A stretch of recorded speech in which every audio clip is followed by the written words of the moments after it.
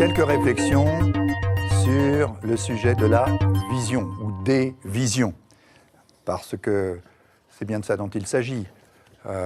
Est-ce que les acteurs dans l'intelligence collective ont suffisamment partagé leurs représentations, leurs objectifs, leurs valeurs, leur langage commun, etc., pour s'entendre, finalement.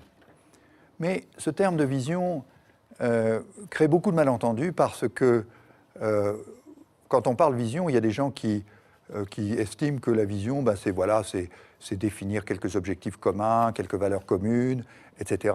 Et puis que ça suffit, quoi. Une fois qu'on a construit ça, en fait, on s'aperçoit que pour certains, la vision, c'est quelque chose qui est de l'ordre de l'imaginaire. C'est-à-dire, c'est ce qui se passe dans la tête des gens.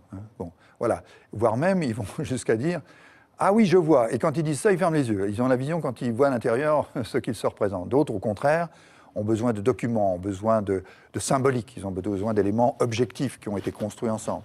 Puis d'autres ne se préoccupent pas tellement de leur imaginaire ou du symbolique, ils se préoccupent de l'action. Alors sur le terrain, qu'est-ce qu'on fait, quoi, mais d'ailleurs, Saint-Exupéry le disait bien, donnez-leur une tour à bâtir, vous en ferez des frères.